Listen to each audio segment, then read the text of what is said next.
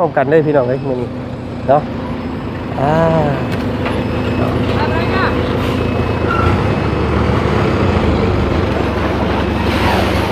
โอ้ยปูนแดงย่างดีเนาะพี่น้องเนาะคึบกินแห่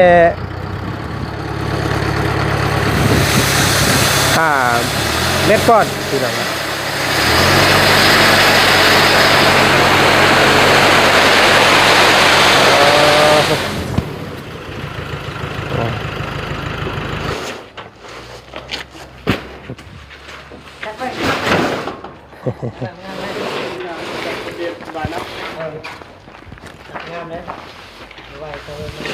จะได้เลี้ยงยังจะได้งามเนาะผู้ขี้ไล่ก็บ่อยากเอาเนาะปูนนี่ระหว่างเนาะยาเนาะต้องการเนาะปูนกระทิงปูนแดงเนาะเทพื้นเพิ่นมีเครื่องโม้ปูนกับประมาณคำว่าเฮ็ดเต็มที่คำว่าอุปกรณ์เพียงพอเนาะก็ประมาณนั้น4-5 มื้อก็แล้วเทบ่ฮอดซ้ำเนาะบ่แม่ให้บุญคำนำสู่อยู่ดีมีแฮงให้มีสุขภาพแข็งแรงอายุมั่นขวัญยืนเนาะเป็นโฮมโพโฮมใจเป็นที่ฮักและเคารพ ให้ลูกให้หลานเฮาเป็นที่พึ่งที่พาอาศัยให้แก่วัดวาศาสนากินยาบกจกยาลงเกิดชาติใดพบใดให้แม่จงเป็นคนผู้มีจิตใจดีมีเมตตาแบบนี้ทุกชาติทุกภพไปเด้อโยมแม่เด้อสาธุ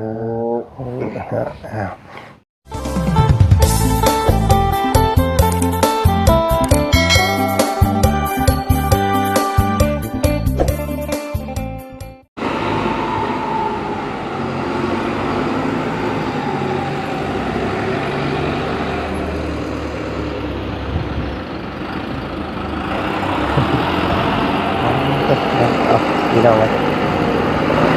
ตัดภาพมาทางวัดทางวาบาทที่นี่เนาะพี่น้องเนาะพาพี่พาน้องพาผู้ฮับผู้เบิ่งผู้ส้มมาเอาบุญเด้อพี่น้องเลยเนาะเอาบุญใหญ่เนาะ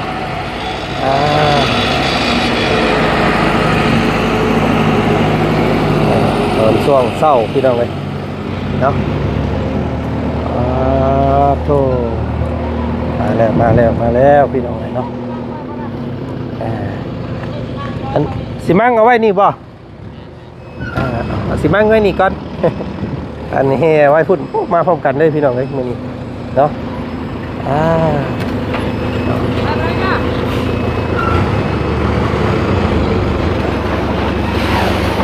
โอ้ยปูนแดงย่างดีเนาะพี่น้องเนาะคึบโอ้ย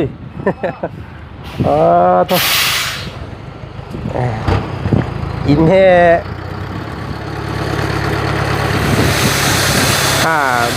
เม็ดก้อนพี่น้อง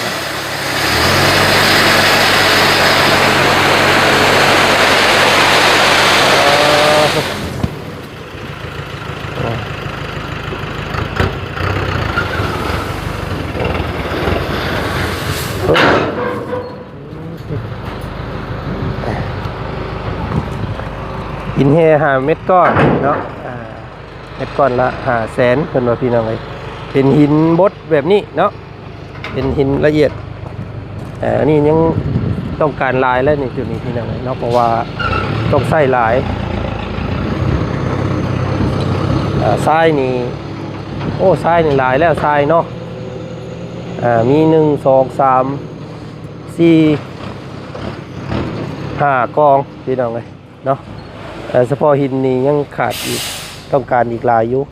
อันนี้เฉพาะหาเม็ดก้อนเนาะสั่งหินมา5 เม็ดก้อนกับปูน2 โตนเนาะปูนแดงเฉพาะเทพื้นเลย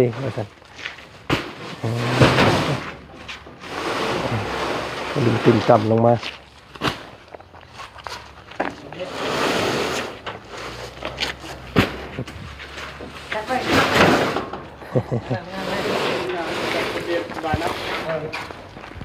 งามเลย จะได้เลี้ยงยังจะได้งามเนาะ ผู้ขี้ไล่ก็บ่อยากเอาเนาะ เอาไว้ อืมโอ้ จบงาม ปูนอันนี้ระหว่างเนาะย่าเนาะต้องการเนาะปูนกระทิ่งปูนแดงเนาะเทพื้นความหนานี่ก็สิประมาณตัวนี้บ่ประมาณเกือบ10เนาะบ่ฮอดประมาณ6เซน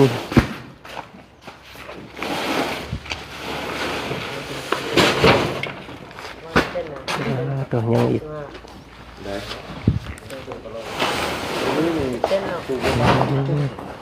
อันนี้โอ้ทรายเบาเสียงเพิ่นบ่เอามาให้จักรถก่อเพิ่นเอามารถที่เนาะเกือบจะเพียงพอได้นี่เนาะนั่นก็ลองเบิ่งก่อน1 2 3 4 5กองทรายพี่น้องครับจะเกือบว่าอยากทำหมู่พ่อก็ยังบ่หลายโตหินนี่แหละบัดนี้หาก็ได้กองเดียวนี่ราคาเม็ดก้อนเนาะนั่งหินกับตาหน้าเล็กอันบ่ให้มันยุบเนาะให้มันยึดแน่นตะนางอันอีหยังก็เพิ่นเอิ้นนะพี่น้องฟังไทยเพิ่นเอิ้นเป็นอันก้อเล็กนะเม็ดซีนบ่อีหยังสักอย่างนี่แหละอันเพิ่นสิเริ่มอันลงมือเฮ็ดมือใดสัญญานี่เนาะภายใน1 อาทิตย์นี่แหละภายในอาทิตย์นี้แล้วจะได้เริ่มลงมือทีมสร้างกันแหละนี่บ่แม่ล่ะสร้างแลนี่ใช้ชาอันอีหยังก็อันเพิ่นเอิ้นจัวบ่คือเนี่ยพออันเสียงน่ะเพิ่นซิกแล้วบ่ซิกแล้วโอ้ซิกแล้วเนาะบวชแก้บะแก้บะเก้ามื้อโดเรียกเพิ่นต่อสู่งานปกติบาดนี้เนาะหายเศร้าเป็นปกติเลยเนาะยังบ่ได้เห็นเพิ่นเลยตั้งแต่มื้อเพิ่นบวชพุ่นเห็นว่าบวชอยู่ในวัดเด้อว่าซั่นก็บ่ได้ขึ้นมาเยี่ยมเราเลยพี่น้องเอ้ยเนาะต้องไม่ลุ่มมาก็ได้เดี๋ยวโอนเงินให้ทางขนส่งเพิ่นก่อนเนาะปูนพอดีเป็นเท่าไรก่อนเนาะอันค่าใช้จ่ายเฮาควันก็กว่าบาท40 สอบเพียง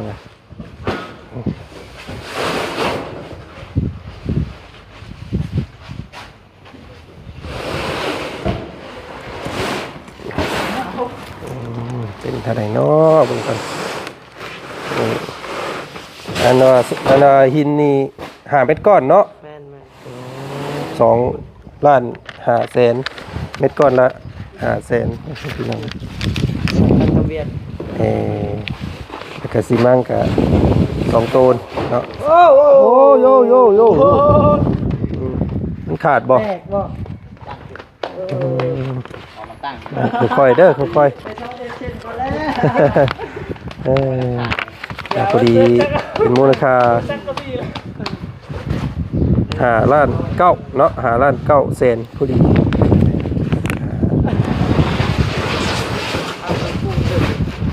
ปูน40 กระสอบโอนอันนั้นให้เพิ่นก่อนโอนโอ้ตัวก่อน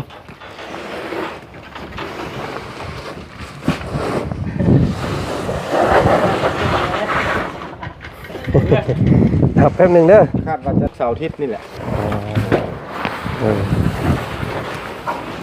ใครอยู่หรอกมันห่มอยู่เนาะเทก็คือสิบ่ดนเพราะว่าสร้างแด่เพิ่นมีแนวโม่พี่น้องเอ้ยมีเครื่องโม่ปูนเนาะทีมสร้างเพิ่นมีเครื่องโม่ปูนกับประมาณคำว่าเฮ็ดเต็มที่คำว่าอุปกรณ์เพียงพอเนาะก็ประมาณนั้น4-5 มื้อก็แล้วเทบ่ฮอดซ้ำเนาะเพราะว่าเพิ่นมีเครื่องโม่ปูนเด้เอาไปโอนเงินให้เพิ่นก่อนเรียบร้อยเห็นบ่5.9 ล้านใช่โอเคขอบใจหลายๆเดี๋ยวสิเอิ้นใส่ใหม่อีกเด้อ อ๋อสั่งจวดขนาดได้พี่น้องไอ้เนาะปุ๊บปั๊บแล่นมาเกือบบ่ทันกี่นี่ทิ่มปั้นเข้าค่าคอจรออยู่ เออไม่เอาเลยว่าซั่นเนาะป้าเขาปั้นเข้าเมื่อกี้นี่พี่น้องเอ้ย ได้ถ่าย เออเพราะว่าอันนั้นเพิ่นที่เพิ่นอยู่ใกล้นี้พี่น้องเนาะอันนี้แต่ก่อนมันสิเป็นผู้เราเป็นผู้แหละทางยาเพิ่นรุดอันนี้ลงให้มันเพียงปรับหน้า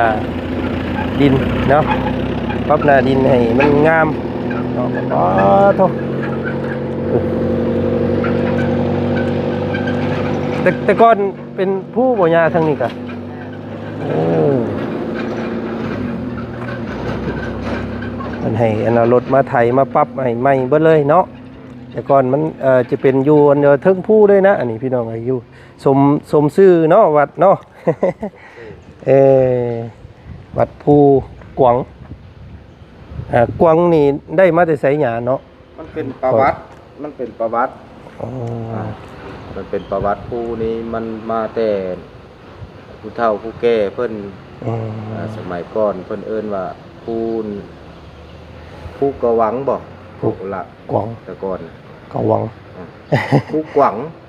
มันสิมีกวางบ่จักบ่ แม่น เนาะ อาจจะเป็นกวางอยู่แถวนี้ มีกวางเลยเพิ่นก็เอิ้นเพี้ยนนิดนึงบัดนี้เนาะ แม่น เป็นกวาง นี่ศรัทธาของโยม อันนี้บ่ แม่น เท่าอันโอ้ยพี่น้องเอ้ยเนาะเป็นของทางอันมีมีตู้ปุ้นเนาะเดี๋ยวอ่านเบิ่งชื่อเพิ่นใหม่อีกก่อน โอ้ยอยากลมๆเนาะกันเด้อ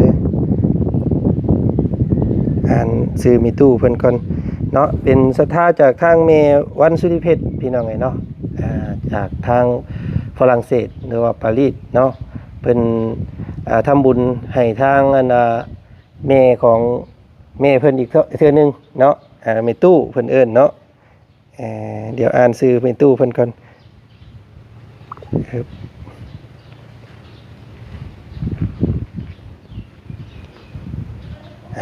แม่ตู้บุญพรหมสุวรรณดาเนาะแม่ตู้บุญชื่อเพิ่นอัญญาเนาะมีปูน2โตนเนาะหรือว่า40กระสอบแล้วก็หินแห่เนาะ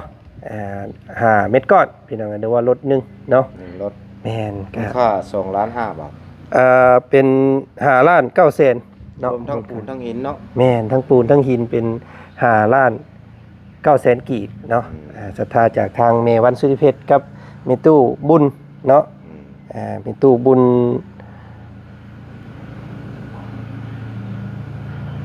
เมตู้บุญพรหมสุวรรณดาชื่อเพิ่นเจ้าเนาะนี่แหละ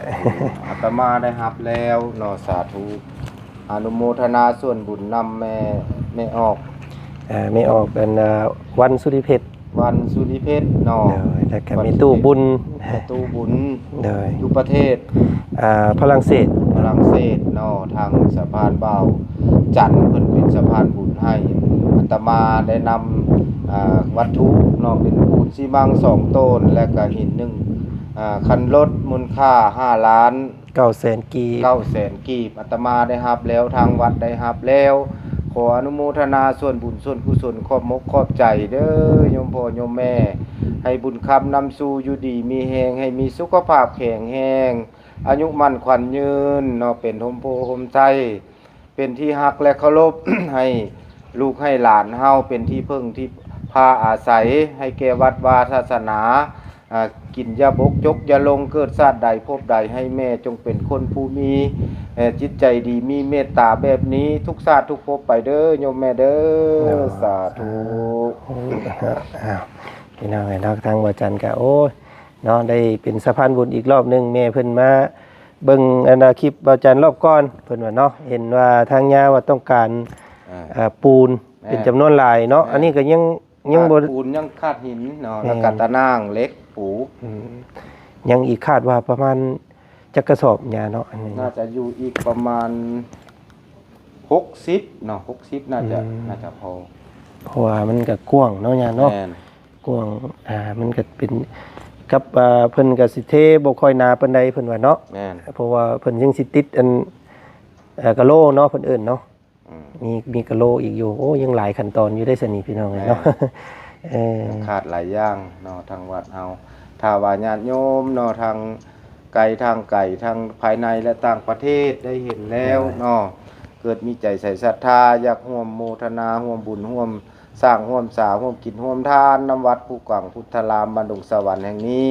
ก็เฮียนเชิญเจริญพรใดเด้อโดยผ่านเนาะทางเบาจันทร์เพิ่นก็ได้เนาะเป็นสะพานบุญนำวัตถุเนาะจตุปัจจัยสัญญาทานมามอบเวียนเคียนถวายให้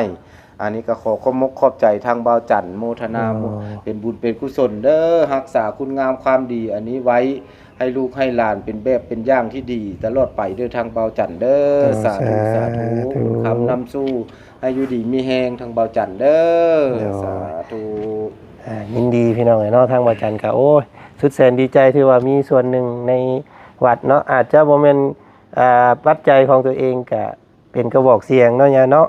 เป็นสะพานบุญให้เพิ่นกับทางวัดจันทร์ก็โอ้สุดแสนดีใจถือว่าได้เป็นส่วนหนึ่งของการทำบุญเนาะ สร้างคุณงามความดี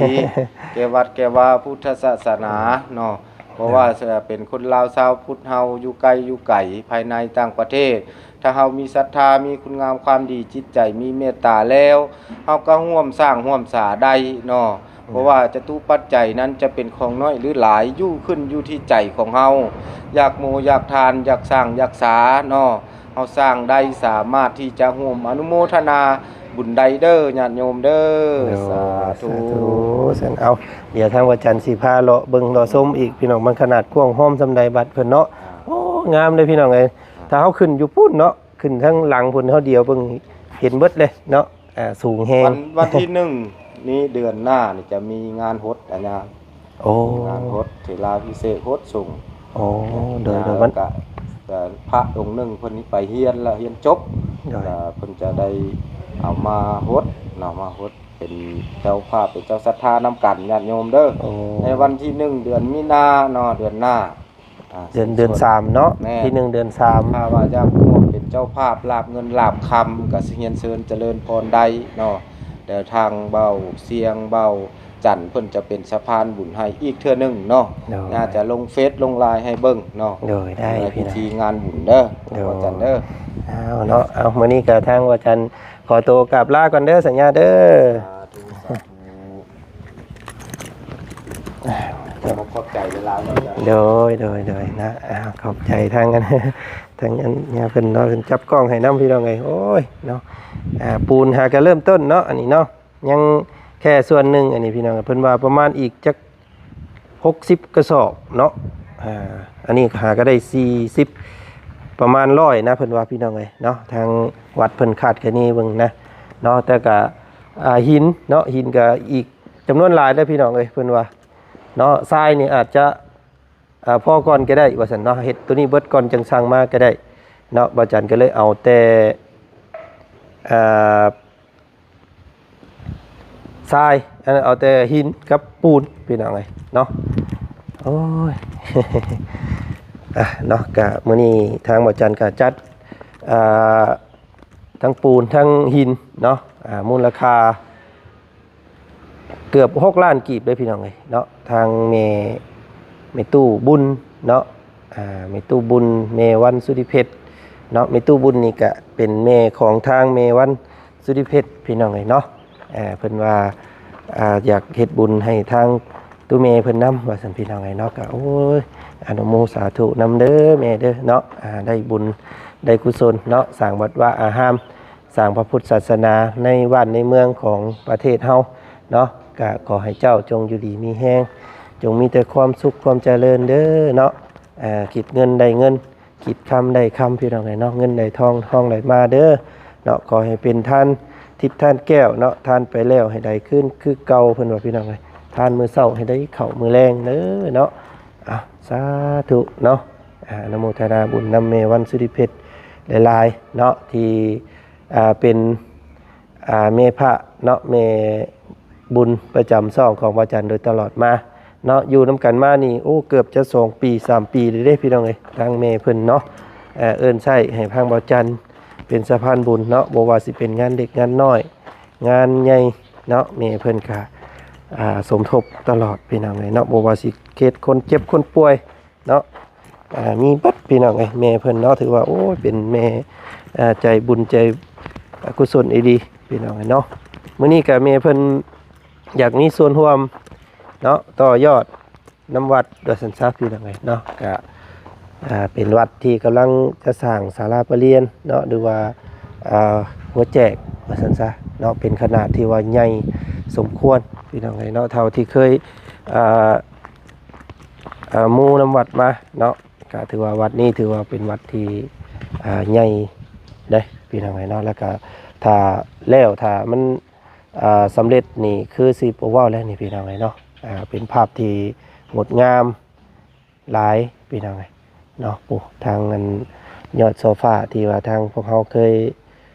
เป็นเจ้าภาพพี่น้องเนาะมีพอใจดีทั้งหลายเพิ่นก็ยืนเอิ้นเทินอยู่ทั้งเทิงเนาะอันนี้แม่วันเพิ่นมีจุดประสงค์เนาะอยากเฮ็ดอันว่ายอดโซฟาแต่ว่าจับจองบ่ทันรอบก่อนนะพี่น้องเอ้ย